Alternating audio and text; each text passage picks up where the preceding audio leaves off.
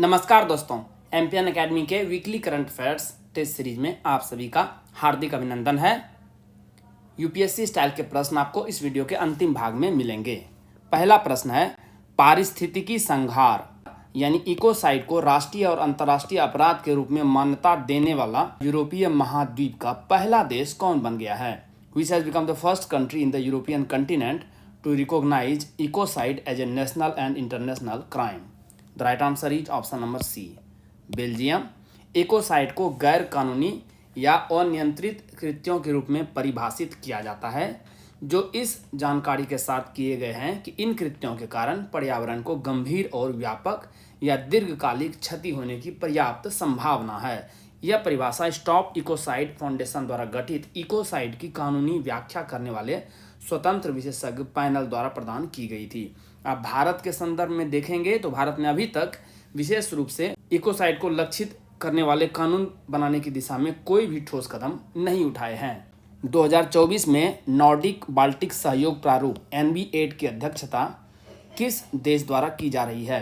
In 2024 the Nordic Baltic cooperation format NB8 is chaired by which country? The right answer is option number B, Sweden.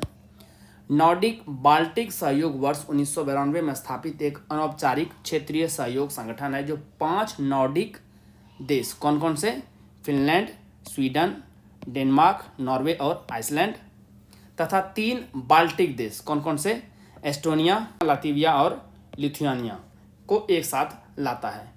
Thomas Hedrick इल्वेस, जो कि पूर्व एस्टोनियाई विदेश मंत्री थे, की पहल पर वर्ष 2000 ईस्वी में इसे नॉर्डिक बाल्टिक 8 यानी NB8 नाम दिया गया था। न्यूज में भी क्यों है? रायसीना डायलॉग जो कि नई दिल्ली में आयोजित किया गया में NB8 ने नॉर्डिक बाल्टिक सहयोग के प्रतिनिधियों के रूप में एक साथ भाग लिया था।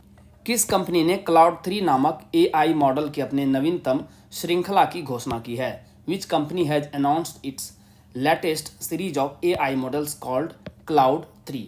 The right answer is option number D, Anthropic। इस श्रृंखला में 3 अत्याधुनिक AI मॉडल शामिल है, Cloud 3 Haiku, Cloud 3 Sonnet और Cloud 3 Opus। Anthropic ये जो कंपनी है, ये ओपन AI की प्रतिद्वंदी है, जिसकी शुरुआत ChatGPT मेकर में शामिल पूर्व के अभिकर्ताओं द्वारा की गई थी। ओपन AI का बिजनेस पार्टनर माइक्रोसॉफ्ट है, जबकि एंथ्रोपिक का प्राथमिक क्लाउड कंप्यूटिंग पार्टनर अमेजॉन है। क्लाउड एंथ्रोपिक द्वारा विकसित LLM का एक समूह है, लार्ज लैंग्वेज मॉडल, जिसकी चर्चा हमने पिछले साप्ताहिक करंट अफेयर्स टेस्ट सीरीज में की थी। LLM जनरेटिव AI मॉडल का एक विशिष्ट वर्ग है, जिसे मानव की भांति संदेश को समझने और उत्पन्न करने के लिए प्रशिक्षित किया जाता है। नीति आयोग ने किसके सहयोग से फ्रंटियर टेक्नोलॉजी लैब्स लॉन्च किया है? NITI Aayog has launched frontier technology labs in collaboration with the right answer is option number A, Meta.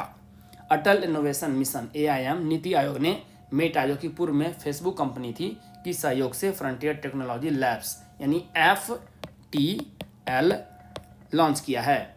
इसका उद्देश्य युवाओं को नवाचार करने के लिए सशक्त बनाना है।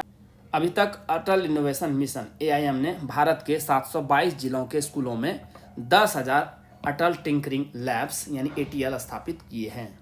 भारतीय नौसेना द्वारा नौसेना बेस INS जटायु किस द्वीप पर स्थापित किया गया है? Naval base INS Jatayu has been established by the Indian navy on which island? The right answer is option number D, Minicoy. भारतीय नौसेना ने हिंद महासागर क्षेत्र में अपनी परिचालन क्षमताओं को बढ़ाने के उद्देश्य से लक्षद्वीप के मिनिकॉय द्वीप में अपना नया बेस INS जटायु स्थापित किया है। नौसेना प्रमुख एडमिरल R हरि कुमार ने लक्षद्वीप में दूसरे नौसैनिक अड्डे का उद्घाटन किया। इससे पहले नौसेना ने लक्षद्वीप के कवारत्ती में INS द्वीप रक्षक की स्थापना की थी। ध्यान में रखिएगा, 8 डिग्री चैनल भारतीय मिनिकॉय द्वीप को मालदीव से अलग करता है, जबकि 9 डिग्री चैनल मिनिकॉय द्वीप को लक्षद्वीप द्वीप समूह से अलग करता है। आप कमेंट बॉक्स में लिखिए कि 10 डिग्री चैनल भारत के किस 2 द्वीपों को अलग करता है।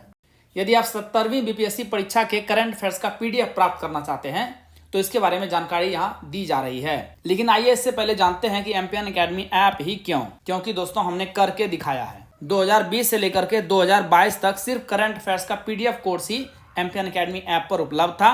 जिसमें हर एग्जाम में लगभग 30 प्रश्न टैली हुए हैं। आप वीडियो पॉज करके देख सकते हैं सभी एग्जाम्स की डिटेल। 68वीं और 69वीं बीपीएससी के लिए, जो कि 2023 में आयोजित किया गया था, diamond static GK test series भी प्रोवाइड किया गया करंट अफेयर्स के अलावा। और 30 से बढ़कर के ये टैली चला गया है 45।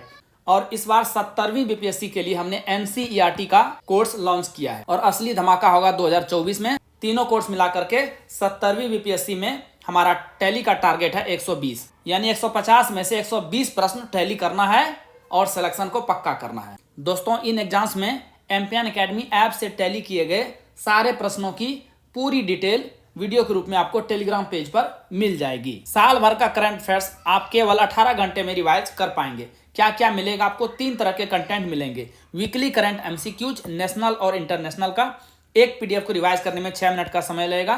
कुल 50 पीडीएफ के लगभग आपको साल भर में प्रोवाइड किया जाएगा, तो 5 घंटे में इसे आप रिवाइज कर पाएंगे। मंथली करंट अफेयर्स के शॉर्ट नोट्स नेशनल और इंटरनेशनल के 12 पीडीएफ मिलेंगे, हर एक महीने का एक पीडीएफ।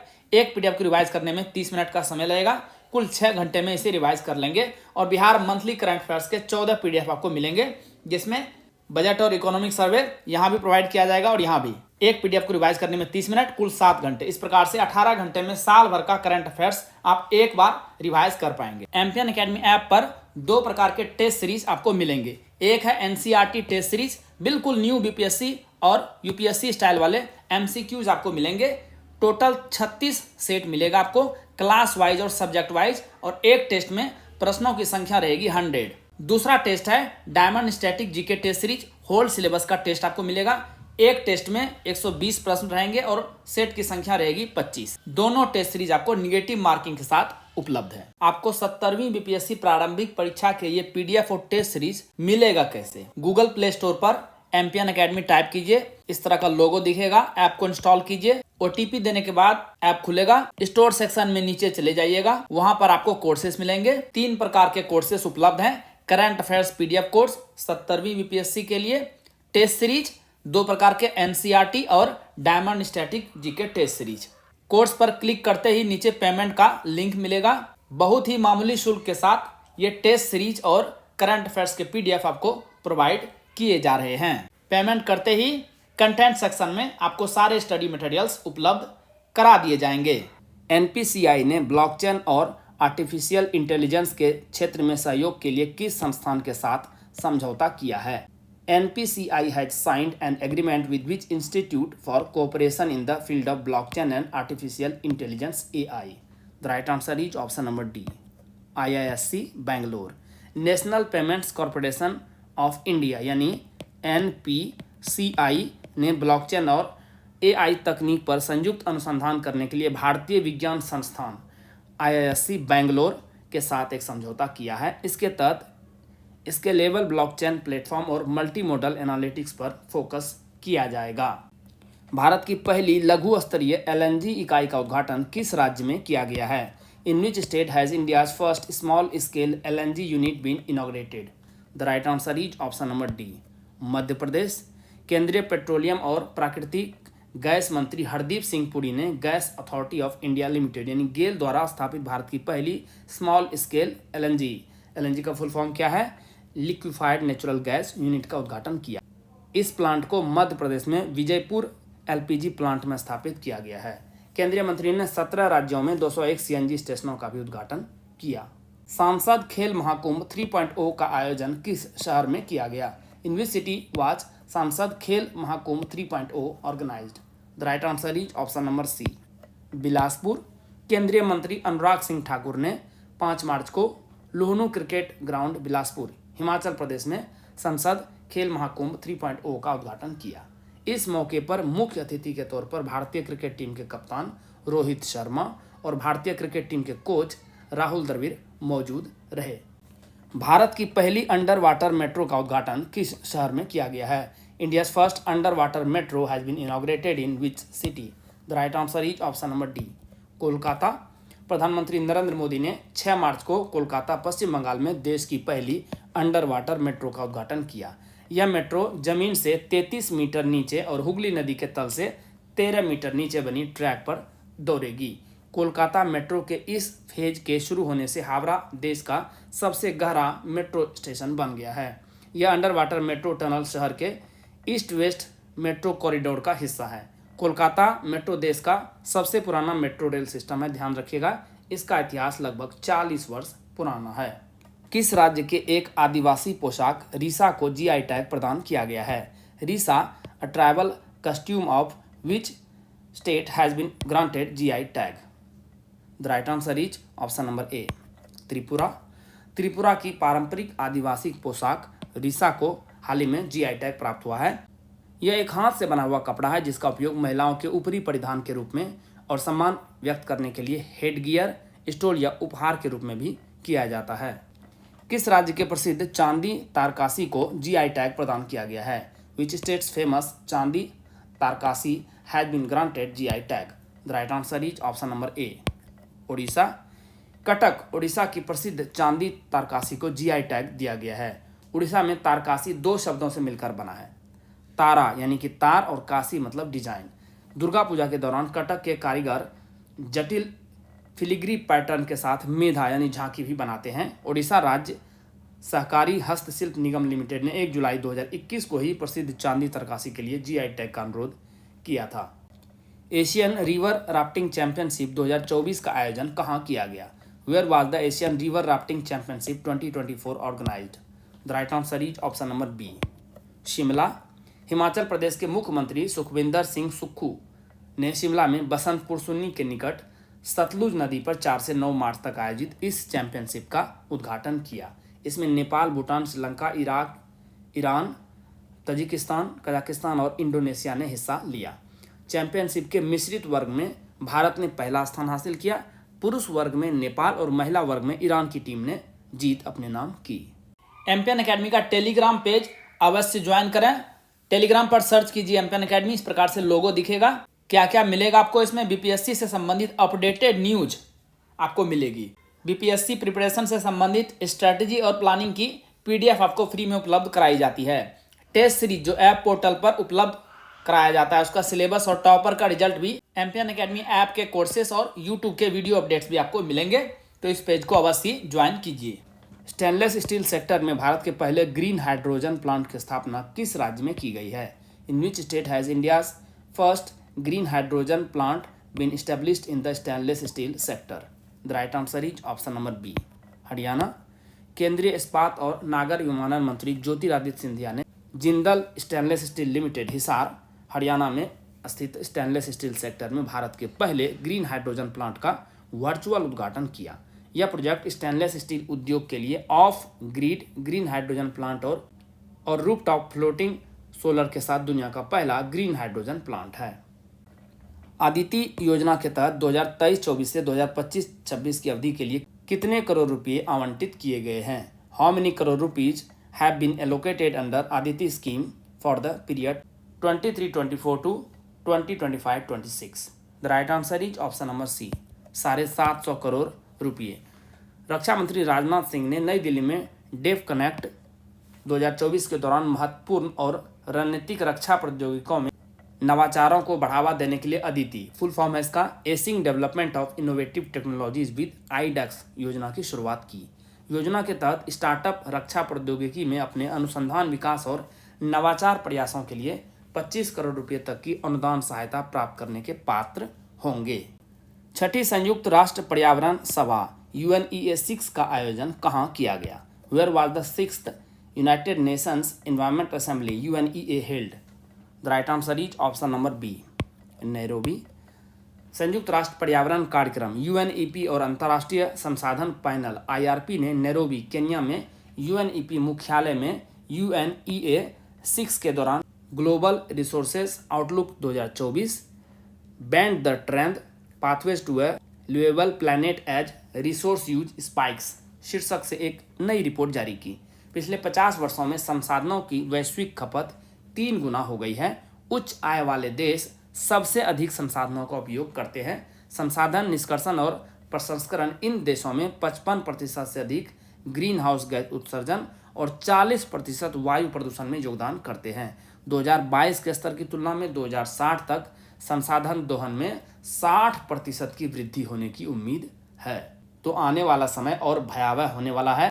क्लाइमेट चेंज का सामना हम लोग भयंकर रूप से करने वाले हैं। भारत और किस देश के बीच समुद्र लक्ष्मण 2024 अभ्यास आयोजित किया गया? एक्सरसाइज समुद्र Lakshman 2024 was conducted between India and which country? The right answer is option number C, Malaysia.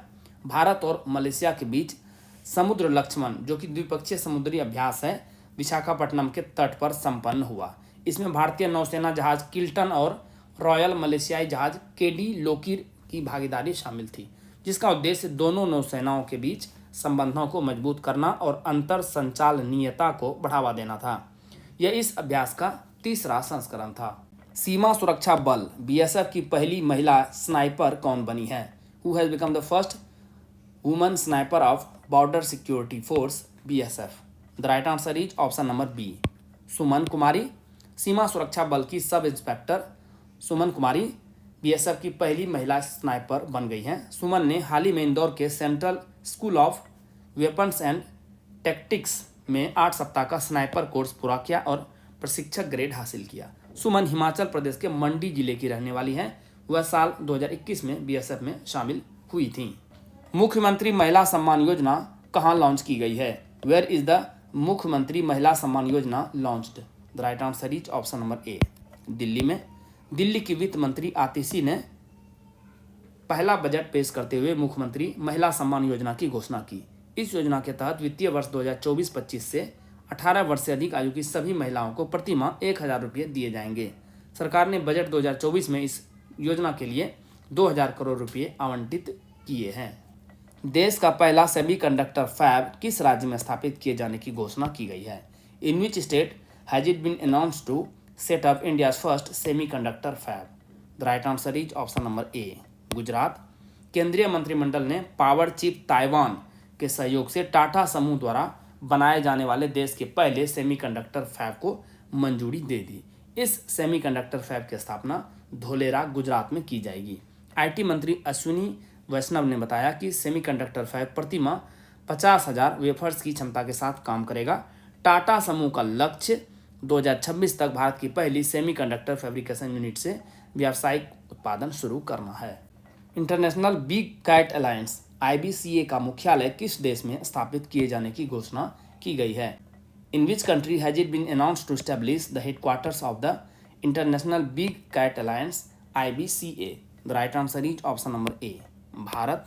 केंद्रीय मंत्रिमंडल ने international big cat alliance IBCA की स्थापना के लिए अपनी मंजूरी दे दी है। इसमें दुनिया के 96 बिग कैट रेंज देशों और अन्य संगठन को शामिल किया गया है। इसका मुख्यालय भारत में होगा। सरकार ने इसके लिए 150 करोड़ रुपए की सहायता मंजूर की है। यह बाघ, शेर, तेंदुआ, हिम तेंदुआ, चीता, जगुआर और प्यूमा जैसी 7 बिग कैट के संरक्षण के लिए एक सामान्य प्लेटफॉर्म है।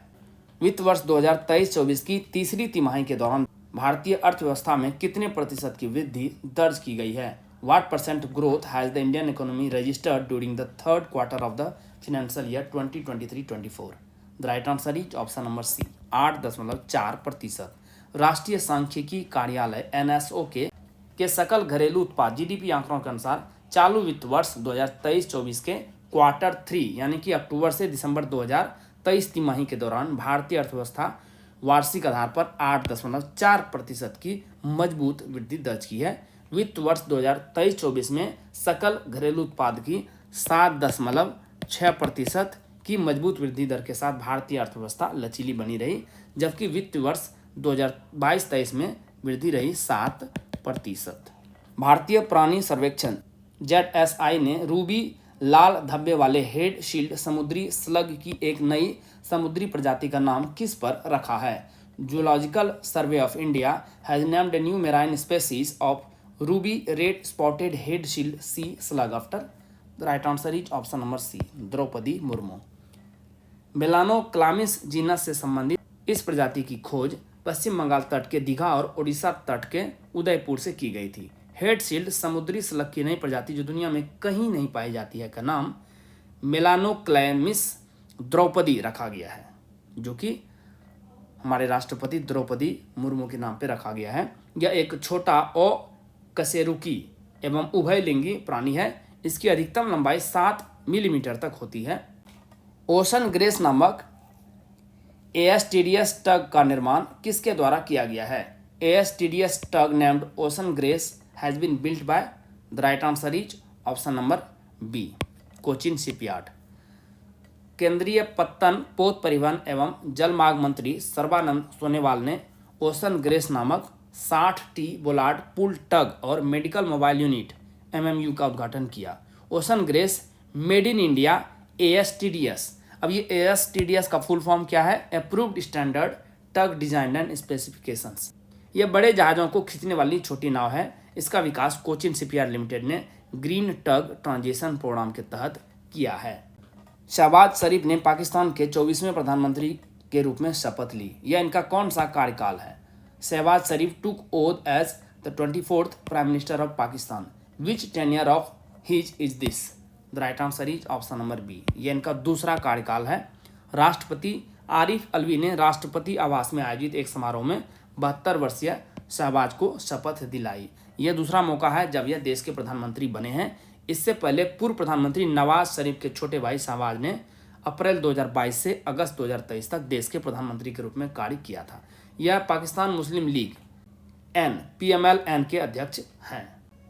आइए अब UPSC स्टाइल के प्रश्नों को हल करते हैं।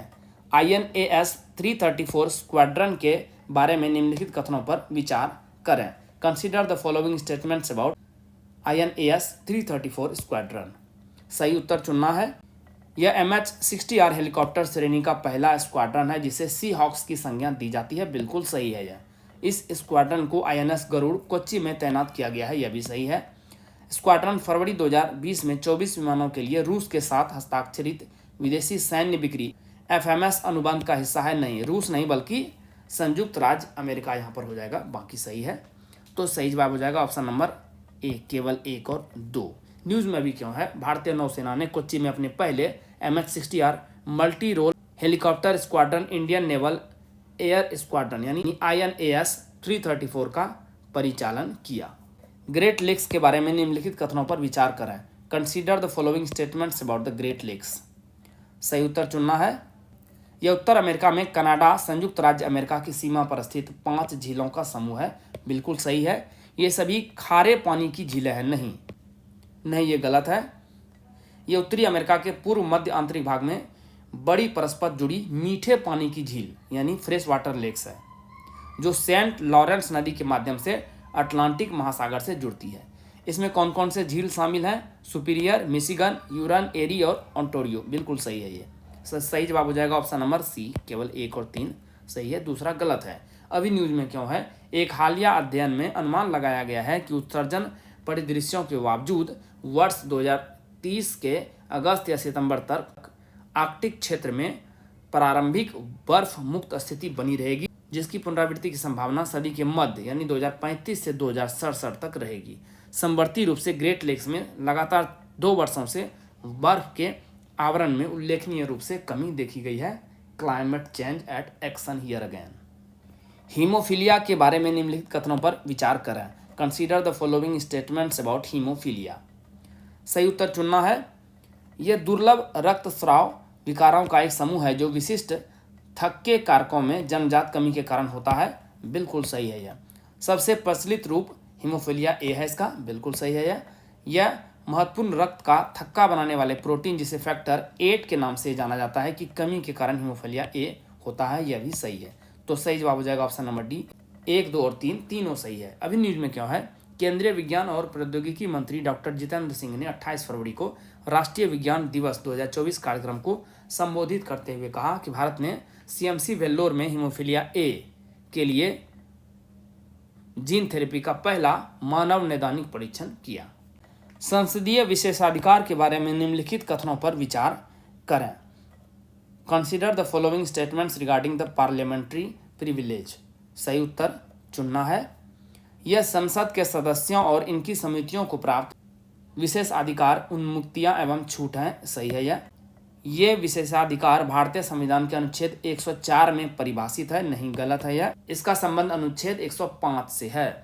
अनुच्छेद 194 राज्यों की विधानसभाओं के सदस्यों को समान विशेषाधिकार की गारंटी देता है। यह बिल्कुल सही है। तो सही जवाब हो जाएगा ऑप्शन नंबर ए, केवल 1 और 3 सही है। अभी न्यूज में क्यों है, सर्वोच्च न्यायालय ने पीवी नरसिम्हा राव बनाम राज्य मामला 1998 जिसे झारखंड मुक्ति मोर्चा जेएमएम रिश्वत मामले के रूप में भी जाना जाता है में 25 वर्ष पुरानी बहुमत की राय को बदल दिया। सर्वोच्च न्यायालय ने कहा कि रिश्वतखोरी संसदीय विशेषाधिकारों द्वारा संरक्षित नहीं है। चालुक्य राजवंश के बारे में निम्नलिखित कथनों पर विचार करें। Consider the following statements about Chalukya dynasty. सही उत्तर चुनना है। इस राजवंश ने 6वीं से 12वीं शताब्दी तक दक्षिणी और मध्य भारत के महत्वपूर्ण क्षेत्रों पर शासन किया। सही है बिल्कुल।